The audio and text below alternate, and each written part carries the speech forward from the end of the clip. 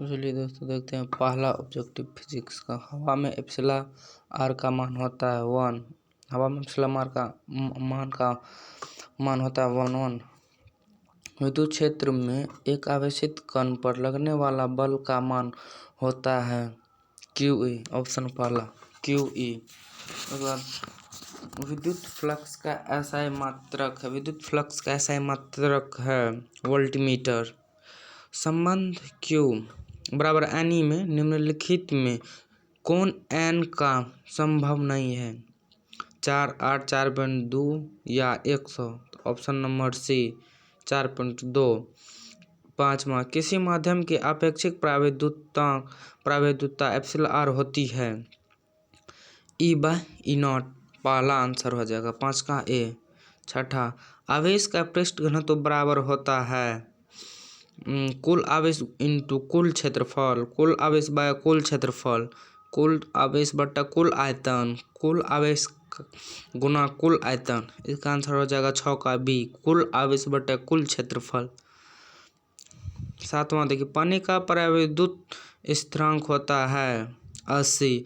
1/एप्सिलॉन0 का मान होता है 9 गुना 10⁻9 nanometre square into coulomb square पर माइनस। निम्नलिखित में कौन संबंध सही है? वेक्टर E बराबर वेक्टर F/Q।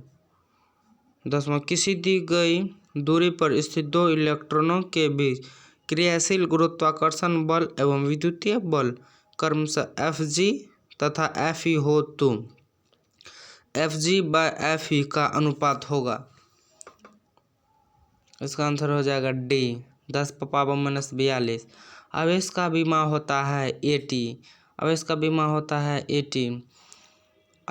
किसी अनावेशित वस्तु पर एक कूलम्ब आवेश होने के लिए उसमें से निकलने वाले इलेक्ट्रॉन की संख्या होगी 6.25 इंटू 10⁻25। 6.25 इंटू 10⁻28 8। 6.23 गुना 10⁻28। इनमें से कोई नहीं आंसर हो जाएगा, इनमें से कोई नहीं। परावैद्युता एप्सिलॉन0 का मात्रक है Fm/−1। Answer B। एक आवेशित चालक की सतह के किसी बिंदु पर विद्युतीय क्षेत्र की तीव्रता होती है सतह की लंबवत होती है। एक त्रिभुज के तीनों शीर्ष पर Q आवेश स्थित है तो उसके केंद्र पर विद्युत क्षेत्र होगा 0। किसी गोलीय पृष्ठ के अंदर यदि +Q आवेश रख दी जाए तो संपूर्ण पृष्ठ से निकलने वाला विद्युत फ्लक्स होगा Q/एप्सिलॉन0। विद्युतीय फ्लक्स का बीमीय सूत्र होता है ml3t-3a-1 या ml3t-3I-1 यानी ऑप्शन 1। एक स्टेट कूलम्ब बराबर डैश कूलम्ब होता है 1/3 इंटू 10⁻⁻9। दिए गए चित्र में यदि आवेश Q पर कुल प्रभावी बल 0 है तो Q/Q छोटा q का मान है √2 इसका आंसर हो जाएगा B।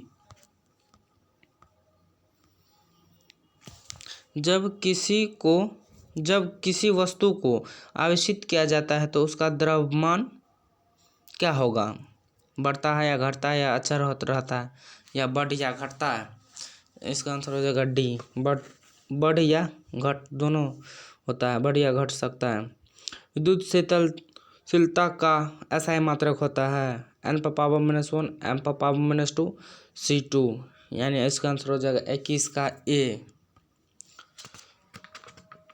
एक ही पदार्थ के धातु के दो गोले A तथा B दिए गए हैं। एक पर +Q आवेश तथा दूसरे पर -Q आवेश दिया गया है तो इसका आंसर होगा B का द्रव्यमान बढ़ जाएगा।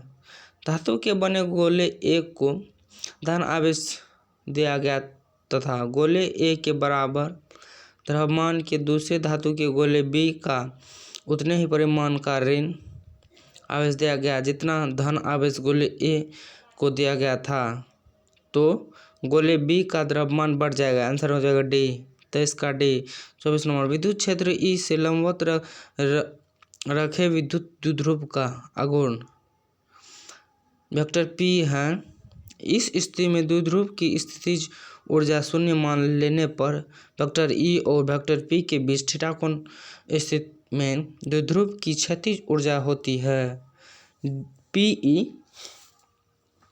PE into 1 - cos theta. Coulomb बल है केंद्रीय बल विद्युत बल ए और बी दोनों, इसका आंसर हो जाएगा सी, ए और बी दोनों 25 का सी। 26 नंबर, यदि समरूप विद्युत क्षेत्र एक्स अक्ष की दिशा में विद्यमान है तो समविभव होगा एक्स जेड तल की दिशा में। विद्युत आवेश का क्वांटक ESU मात्रक में होता है 2.99 × 10⁹। स्थिर विद्युत क्षेत्र होता है संरक्षित। 29 का एकांकी चालक के लिए निम्न में कौन सा अनुपात अचर होता है? कुल आवेश बाय विभव। 30 नंबर, 1 कूलम आवेश बराबर डैश ESU 3 × 10⁻9। 30 का 31 नंबर, एक विद्युतीय द्विध्रुव दो विपरीत दिशाओं से बना है जिसके परिणाम +3.2 × 10⁻−19 कूलम एवं -3.2 × 10⁻−19 कूलम है और इनके बीच की दूरी 2.4 × 10⁻−10 मीटर है। विद्युतीय द्विध्रुव का आघूर्ण है 31 का बी 7.6 × 10⁻29 सेंटीमीटर। एक आवेशित चालक की सतह के किसी बिंदु पर विद्युत क्षेत्र की तीव्रता होती है 32 का बी सतह की लंबवत होती है। उसके बाद 33 नंबर, यानी 32 का हो जाएगा बी और 33 का देखिए। दो बिंदु आवेश पहले वायु में तथा फिर के प्राविद्युतांक वाले माध्यम में उतनी ही परस्पर दूरी पर रखे जाते हैं। दोनों दशाओं में आवेश के बीच लगने वाले बलों का अनुपात है K/1। 33 का बी, किसी विद्युतरोधी माध्यम का प्राविद्युतांक आपेक्षिक प्राविद्युतांक हो सकता है 5। 34 का डी, विद्युत क्षेत्र E और विभव V के बीच संबंध होता है E = -dV/dx। ये 35 का 36 नंबर, यदि किसी खोखले गोलीय चालक को धन आवेशित कर लिया जाए तो उसके भीतर का विभव होगा 36 का धनात्मक और समरूप होगा। 37, साबुन के एक बुलबुले को जब आवेशित किया जाता है तो उसका त्रिज्या बढ़ती है, उसकी त्रिज्या क्या होती है? बढ़ती है। 37 का 38 नंबर, विद्युत द्विध्रुव आघूर्ण का ऐसा मात्रक होता है 38 का कूलम इंटू मीटर। 38 का 39, विद्युत क्षेत्र में आवेश करने वाले एक इलेक्ट्रॉन का प्रारंभिक वेग विद्युत क्षेत्र से भिन्न दिशाओं में विद्युत क्षेत्र में इलेक्ट्रॉन का पथ होगा परिवलय। 39 का डी 40। एप्सिलॉन नोट की विमाएँ हैं m⁻⁻1 l⁻⁻3 t⁻⁴ a⁻2। 40 का बी।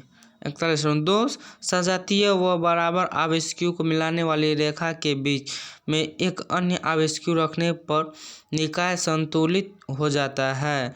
Q का मान होगा -Q/4। 41 का डी,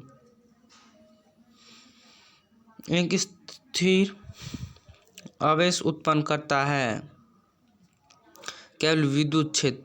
42 का ए, निम्नलिखित में किसका अस्तित्व संभव नहीं है? 2.4 × 10⁻−19 कूलम। 43 का सी। 44, मुक्त आकाश की प्राविद्युतता होती है 8.85 × 10⁻12 Fm/1। 44 का सी। 45, यदि दो गुना आवेश के बीच दूरी दुगुनी कर दी जाए तो उसके बीच लगने वाला बल हो जाता है 45 का C 1/4 गुना